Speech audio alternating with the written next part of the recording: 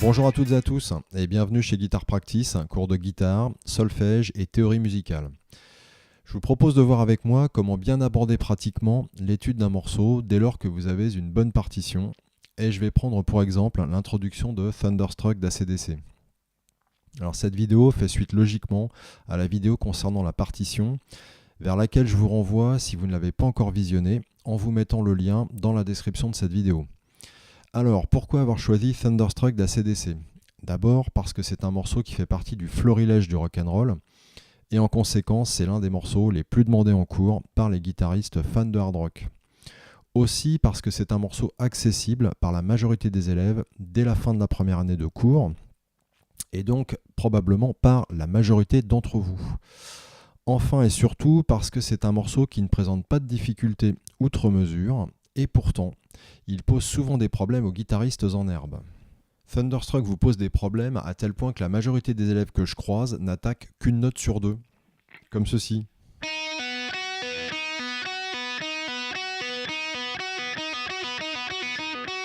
C'est-à-dire en faisant un pull-off en fait pour aller jouer le si à vide. Voilà.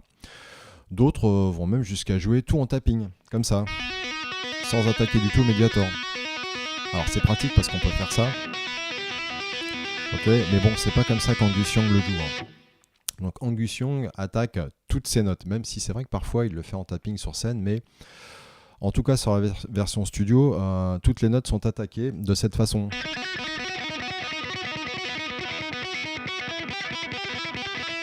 Voilà, donc vous noterez que c'est pas du tout la même sonorité.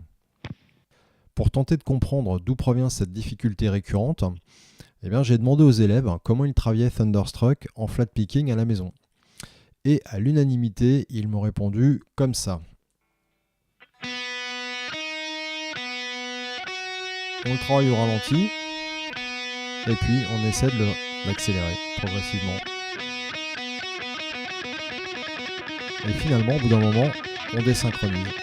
Et ça agace. Alors, lorsque la méthode que vous pratiquez ne vous mène à rien de bon, n'insistez pas, prenez du recul et regardez s'il n'y aurait pas une autre méthode pour arriver à jouer le morceau correctement. Et il existe toujours au moins une alternative. Et cette alternative, elle dépend très souvent de la structure du morceau, d'où l'intérêt d'avoir une très bonne partition. Si on regarde comment est composé Thunderstruck, on note la présence d'une pédale basse en si, qui se prolonge tout au long de l'introduction par répétition. C'est le 0 sur la deuxième corde pour ceux qui lisent la tablature. Et entre chacun de ces si, s'insèrent des notes plus hautes qui constituent la mélodie proprement dite.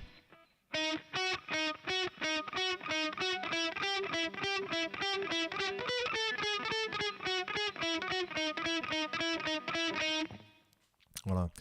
Ben pour travailler un tel morceau, l'expérience montre que vous gagnerez du temps à travailler séparément la pédale de la mélodie. Alors comment? Eh bien comme ceci, vous travaillez d'abord la pédale avec votre main droite sans vous occuper de la mélodie. Voilà. Ce qui est un travail assez sympathique parce que du coup ça vous laisse la main gauche de libre pour boire un petit café.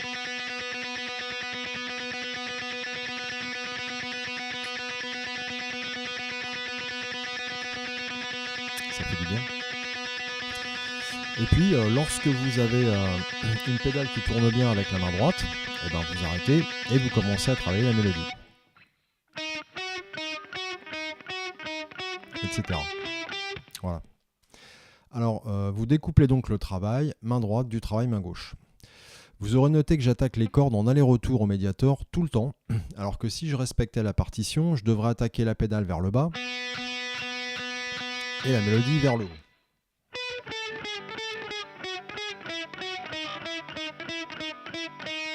Voilà. Alors pourquoi est-ce que j'attaque systématiquement en aller-retour? Eh bien parce que par cette méthode, en fait, je cherche à transformer ma main droite en une espèce de machine à aller-retour dont je ne vais quasiment plus m'occuper lorsque j'aurai bien acquis le geste, pour me concentrer uniquement sur la mélodie main gauche. Je me place donc dans un mécanisme neuromoteur très différent du travail qui consiste à aborder l'œuvre en la travaillant entre guillemets comme une bête succession de notes que je vais accélérer au fur et à mesure. Je sépare vraiment ma pédale du reste de la mélodie. Et au final, lorsque vous maîtrisez bien la pédale d'une part et bien la mélodie d'autre part, il va vous suffire de fusionner les deux comme ceci. Vous lancez votre pédale. Voilà, alors au début vous pouvez la faire tourner un petit peu quand vous débutez avec la méthode pour être sûr qu'elle marche bien, que vous êtes régulier, etc. Et ensuite vous insérez votre mélodie.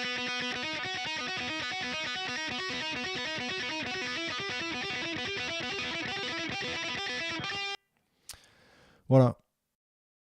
Alors pour celles et ceux d'entre vous qui êtes bloqués sur Thunderstruck, je vous invite à tester cette méthode de pratique et n'hésitez pas à mettre vos retours dans les commentaires de cette vidéo pour me dire si elle vous a été profitable ou non. En conclusion, donc, la méthode de pratique d'une œuvre est le plus souvent liée à sa structure mélodico-harmonique. Il est donc capital, avant d'aborder l'étude d'un morceau, d'être en possession d'une bonne partition. Et lorsque c'est le cas, avant de vous lancer tête baissée dans la pratique, prenez du recul, analysez la partition et essayez de trouver la méthode la mieux adaptée à la pratique du morceau. Alors évidemment, c'est un travail qui va se faire d'autant plus facilement que vous avez déjà une certaine maturité dans le domaine de la pratique musicale. Et très honnêtement, je conseille quand même aux débutants et aux intermédiaires de prendre quelques cours particuliers avec un bon professeur qui aura forcément déjà travaillé le morceau qui vous intéresse et qui saura vous transmettre là où les méthodes les mieux adaptées au morceau que vous voulez jouer. Voilà, j'en ai terminé pour cette vidéo, j'espère qu'elle vous sera utile et je vous dis à très bientôt chez Guitar Practice.